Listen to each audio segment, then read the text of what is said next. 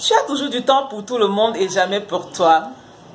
Tu prends soin de tes enfants, tu prends soin de ton mari, tu prends soin de la maison et tu fais de ton mieux pour atteindre tes objectifs professionnels. Et tu es toujours à courir à gauche et à droite sans avoir une minute pour toi. Le dimanche, même des fois, je te retrouve chez la coiffeuse à 18 h. Tu empêches la pauvre dame de pouvoir aller s'occuper de la famille parce que en journée, tu as passé le temps à ranger, à cuisiner pour la semaine, à nettoyer, à coiffer la petite dernière pour la préparer pour le lundi. Et tu n'as pas eu une seule minute pour toi. Le lundi matin arrivé, tu t'es réveillé, tu as apprêté le petit déjeuner, tu as apprêté les goûters de la journée. Et comme si ça ne suffisait pas, la ménagère, la nounou qui s'occupe des enfants n'est pas venue à temps. Et voilà, tu es arrivé en retard au bureau. La journée est passée et le soir, vers 19 h 30 exactement, c'est là que ton patron t'apporte un tout petit dernier dossier qui te fait traîner encore au bureau. Tu finis au bureau à 20 h 30, tu arrives à la maison, tu es lessivé. Il faut aider les enfants à faire leurs devoirs et quand tu te couches autour de 23 h, la fatigue. Wonder Woman, yes. C'est super, mais quand est-ce que tu t'occupes vraiment de toi? Femme, sois ta priorité.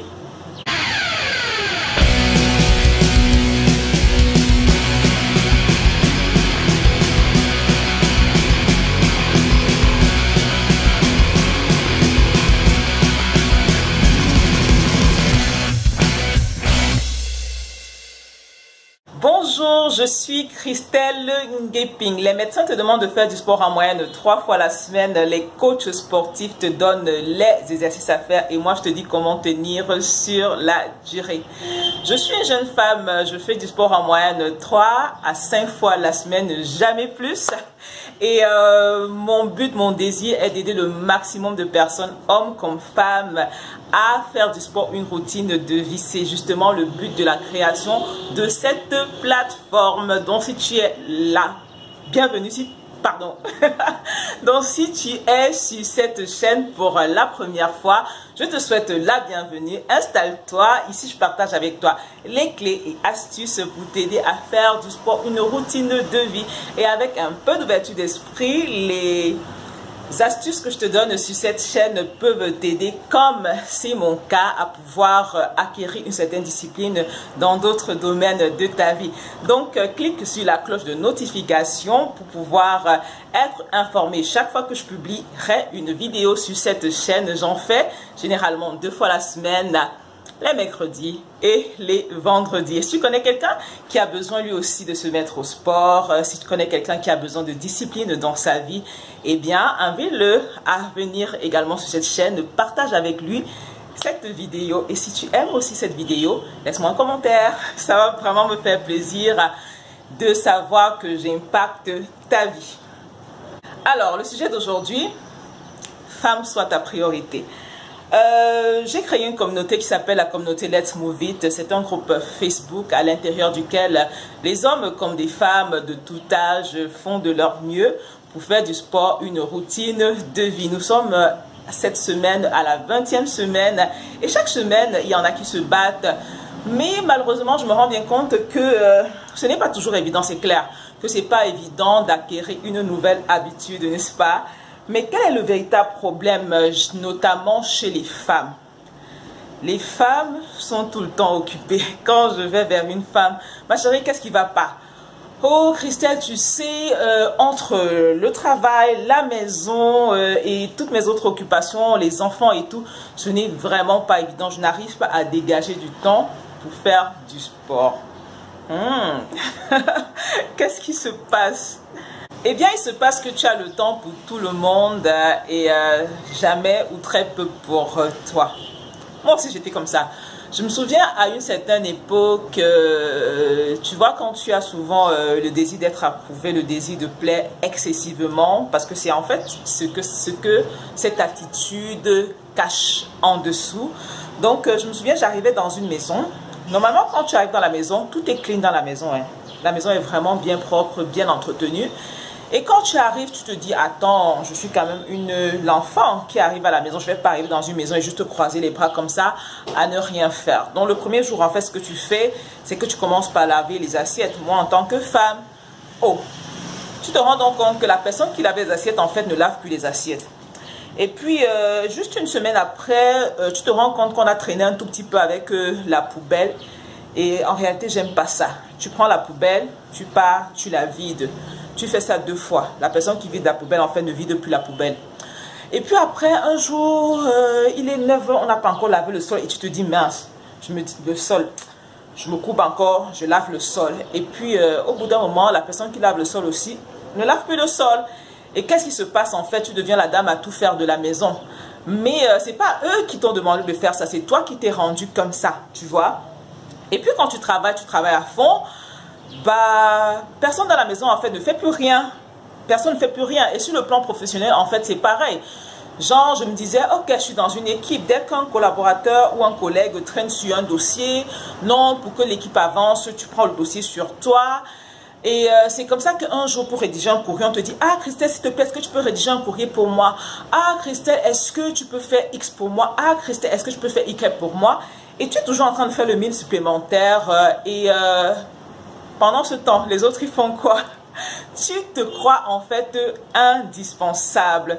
Pourtant, ce n'est pas le cas. Et après, comment te rendre compte en fait que tu n'es pas indispensable? C'est que quand tu quittes cette maison, la maison par exemple l'une des maisons dans lesquelles je me comportais comme ça, parce qu'en fait pendant un certain temps, j'ai fait le tour de plusieurs maisons et puis j'avais tendance à me comporter comme ça. Bah, quand tu quittes cette maison et que tu reviens, je sais pas moi, pour un week-end, tu te rends compte que la maison est toujours aussi nickel. Nickel. Qu'est-ce qui s'est passé? En fait, chacun a repris ses fonctions et la vie a continué. Quand j'ai quitté l'entreprise également, mes collègues sont restés et l'entreprise tient bien en place et elle continue de faire des chiffres et elle progresse.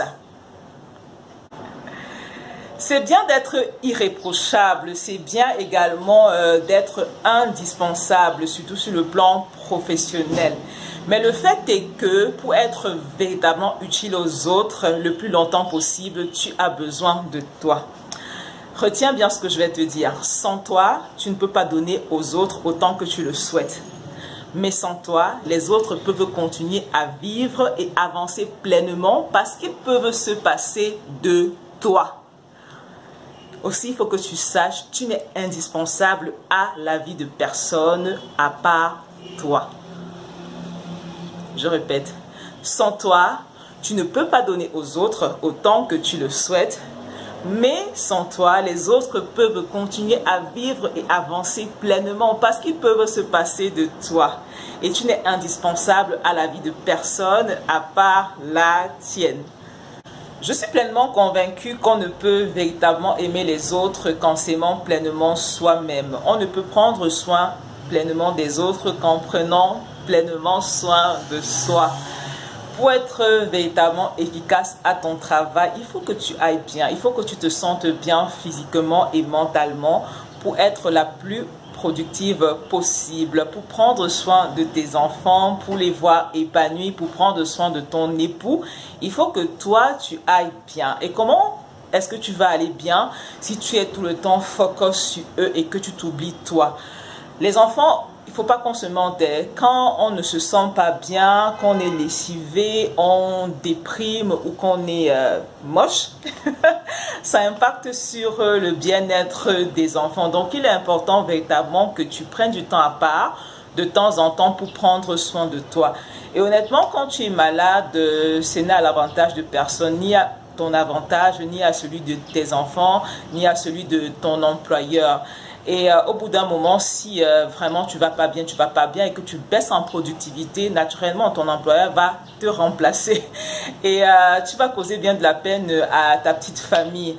Donc certains matins, laisse ton petit dernier prendre son bain et pendant ce temps, prends ces 10 petites minutes là pour sauter à la corde. Je le dis toujours, hein, 10 minutes peuvent suffire. Le plus important n'est pas la performance ou la durée d'une séance. Le plus important, c'est la régularité sur le long terme. Et en ce qui concerne les enfants, honnêtement, les enfants sont plus autonomes et plus indépendants que ce qu'on croit. Je me souviens une fois quand j'étais jeune, j'étais en première, je faisais la lessive en fait pour moi et pour les 3 petits derniers de la famille. Ils avaient respectivement 8 ans, 7 ans et 6 ans. Et pendant longtemps en fait, c'est moi qui faisais leur lessive, je lavais. Et je me rendais compte que le dimanche, je n'avais pas une minute pour moi. C'est-à-dire que parce que je m'occupais de leurs vêtements et je lavais les miens et ceux de ma mère. Je n'avais pas une seule minute pour moi. Et genre, tu finis la journée étant vraiment épuisé. Et je ne sais pas d'où m'est venue cette illumination de leur demander de laver leurs habits. En fait, ce qu'ils faisaient, c'est qu'eux, ils tapaient, puisqu'on lavait en tapant. Donc, eux, ils tapaient. Et puis, moi, tout ce que j'avais à faire, c'était de frotter les manches et rincer.